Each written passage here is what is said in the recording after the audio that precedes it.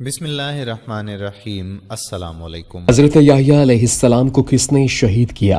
ناظرین گرامی، حضرت زکریا اور یحییٰ علیہ السلام کا ذکر سورہ آل عمران میں یوں کیا گیا ہے: جب عمران کی بیوی نے کہا، اے میرے رب، بے شک میں نے تیرے لیے اس کی نظر مانی ہے جو میرے پیٹ میں ہے کہ آزاد چھوڑا ہوا ہوگا، سو مجھ سے قبول فرما، بے شک تو ہی سب کچھ سننے والا، سب کچھ جاننے والا ہے۔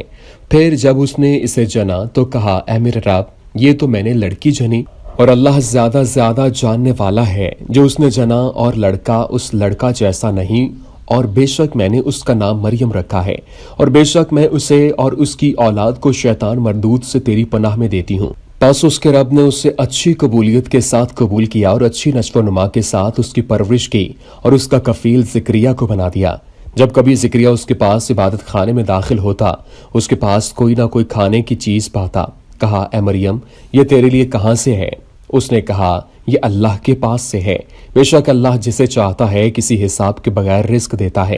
وہیں زکریا نے اپنے رب سے دعا کی، کہا، اے میرے رب، مجھے اپنے پاس سے ایک پاکیزہ اولاد عطا فرما، بے شک تو ہی دعا کو بہت سننے والا ہے۔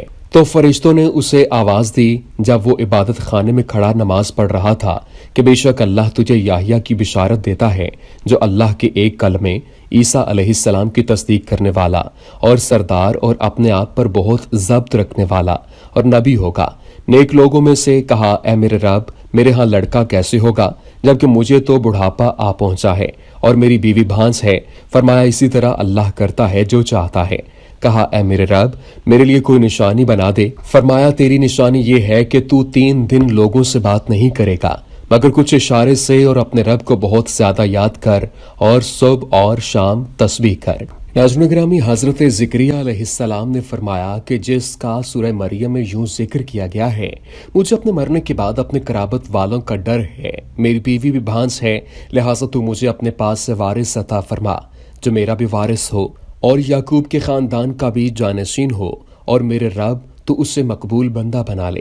ناظرین گرامی، سورہ مریم میں ارشاد ربانی ہے، تیرے رب کی اپنے بندے زکریا پر رحمت کا ذکر ہے۔ جب اس نے اپنے رب کو چھپی آواز سے پکارا، کہا، اے میرے رب، یقیناً میں ہوں کہ میری ہڈیاں کمزور ہو گئیں اور سر بڑھاپے سے شعلے مارنے لگا، اور اے میرے رب، میں تجھے پکارنے میں کبھی بے نصیب نہیں ہوا، اور بے شک میں اپنے پیچھے قرابت داروں سے ڈرتا ہوں، اور میری بیوی شروع سے بھانج ہے، سو مجھے اپنے پاس سے ایک وارث عطا کر جو میرا وارث بنے اور آل یعقوب کا وارث بنے، اور اے میرے رب، اسے پسند کیا ہوا بنا۔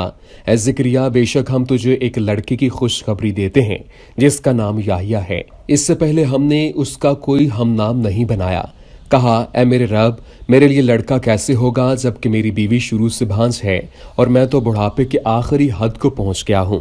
کہا، ایسے ہی ہے، تیرے رب نے فرمایا ہے، یہ میرے لیے آسان ہے، اور یقیناً میں نے تجھے اس سے پہلے پیدا کیا جبکہ تو کچھ بھی نہیں تھا۔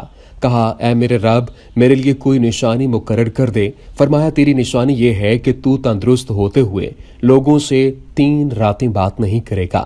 تو وہ عبادت خانے سے نکل کر اپنی قوم کے پاس آیا، پس انہیں اشارے سے کہا کہ پہلے اور پچھلے پہر تسبیح کرو، اے یحییٰ، کتاب کو قوت سے پکڑو، اور ہم نے اسے بچپن ہی میں فیصلہ کرنا عطا فرمایا اور اپنی طرف سے شفقت اور پاکیزگی عطا کی، اور وہ بہت بچنے والا تھا اور اپنے ماں باپ کے ساتھ نیکی سلوک کرنے والا تھا، اور وہ سرکش نافرمان نہ تھا، اور سلام اس پر جس دن وہ پیدا ہوا اور جس دن فوت ہوگا اور جس دن زندہ ہو کر اٹھایا جائے گا۔ ناظرین، سورہ انبیاء میں ارشاد ربانی ہے، اور زکریا کو جب اس نے اپنے رب کو پکارا، اے میرے رب، مجھے اکیلا نہ چھوڑ، اور تو سب وارثوں سے بہتر ہے، تو ہم نے اس کی دعا قبول کی اور اسے یحییٰ عطا کیا، اور اس کی بیوی کو اس کے لیے درست کر دیا، بے شک وہ نیکیوں میں جلدی کرتے تھے اور ہمیں رغبت اور خوف سے پکارتے تھے، اور وہ ہمارے ہی لیے عاجزی کرنے والے تھے۔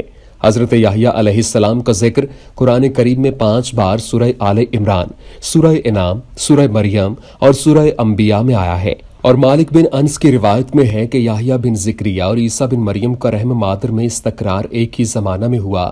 حضرت یحییٰ علیہ السلام کے بچپن کے احوال کے حوالے سے قرآن کریم اور کتب اہل کتاب ساکت ہیں، البتہ اہل کتاب یہ بیان کرتے ہیں کہ آپ اکثر جنگل میں نکل جایا کرتے تھے اور ٹڈی اور شہد آپ کی خوراک ہوتی تھی۔ آپ شریعت موسوی اور توریت کی تعلیمات پر سختی سے عمل کرتے تھے اور ان کے مطابق لوگوں کو فتویٰ دیا کرتے تھے۔ اس زمانہ میں فلسطین کا حاکم ہیرودوس تھا۔ اس کی ہیرودیہ نامی حسن و جمال کا پیکر ایک بھتیجی تھی۔ بادشاہ نے اپنی بھتیجی سے شادی کرنا چاہی، جو اس وقت کی شریعت کی روح سے ناجائز تھا۔ اگرچہ ماں اور بیٹی اس نکاح پر رضامند تھے، لیکن اس نکاح کی ناجائز ہونے کی بنا پر جناب یحییٰ علیہ السلام اس نکاح پر سخت ناراض تھے۔ ناظرین گرامی، بادشاہ کو آپ کی ناراضی اور مخالفت کا علم بھی ہو گیا، لیکن لڑکی کی والدہ نے بیٹی کا بناؤ سنگار کیا اور بارات بنا کر رخصت کرنے محل کی طرف چل پڑی، اور سارے راستے سب سے آگے ناچتی رہی تاکہ بادشاہ خوش ہو، اور وہ بد نصیب اس اخلاقی اور کھلی بے حیائی پر بڑا خوش بھی ہوا۔ اس نے دلہن کی طرف پیغام بھیجا کہ مانگو کیا مانگتی ہو، جو مانگو گے ملے گا۔ ماں نے بیٹی کو سمجھایا کہ جب خلوت میں خاوند کے پاس جاؤ اور وہ تم سے پھر یہ بات کہے تو کہنا کہ مجھے یحییٰ کا سر لا دو۔ چنانچہ ایسا ہی ہوا۔ جب وہ بدبخت چچا اپنی بھتیجی کے ساتھ خلوت میں اکٹھا ہوا اور پھر جوش میں آ کر کہا کہ میں تم سے بہت خوش ہوں، بولو کیا مانگتی ہو، اس نے ماں کے حسب ایما ہیرودوس سے حضرت یحییٰ علیہ السلام کو قتل کرنے اور ان کا سر مانگنے کا کہا، تو ہیرودوس نے اسی وقت وعدہ کیا کہ وہ ایسا ضرور کرے گا۔ چنانچہ اس نے بالآخر حضرت یحییٰ علیہ السلام کو شہید کر دیا۔ بھانجی اور بھتیجی کے نکاح کے جواز میں علماء یہود میں سخت اختلاف ہے۔ علماء ربانیین اسے جائز جبکہ علماء کرا اس کو ناجائز قرار دیتے ہیں۔ ربانیوں کی دلیل یہ ہے کہ بھانجی اور بھتیجی کے ساتھ نکاح کی حرمت کا ذکر تورات میں کہیں بھی مذکور نہیں ہے۔ ناظرین گرامی، حضرت یحییٰ علیہ السلام بچپن ہی سے نیکی و تقویٰ، صلاح و راہ اور زہد و عبادت میں درجہ کمال پر تھے۔ رب تعالیٰ نے بچپن ہی سے علم و حکمت سے نواز رکھا تھا۔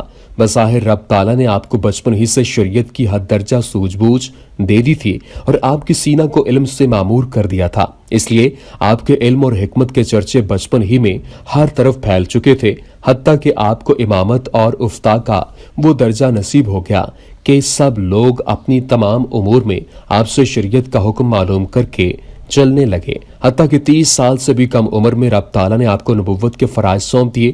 آپ لوگوں کو توبہ و استغفار کرنے کی دعوت دیتے، آپ انہیں توبہ کر کے نہر اردن میں غسل کرنے کو کہتے، اس لیے یہودی آپ کو یوحنا المعمدان کہتے تھے۔ آپ لوگوں کو حضرت مسیح علیہ السلام کے آنے کی بشارت دیتے تھے، اسی بنا پر یہودی آپ کے دشمن ہو گئے۔ چنانچہ ایک دفعہ کسی یہودی نے آپ سے پوچھا کہ آپ مسیح ہیں؟ تو فرمایا نہیں۔ وہ یہودی بولا تو پھر کیا نبی ہیں؟ فرمایا نہیں۔ اس پر اس یہودی نے کہا کہ جب آپ مسیح بھی نہیں اور نبی بھی نہیں تو لوگوں کو غسل توبہ کیوں کرواتے ہیں؟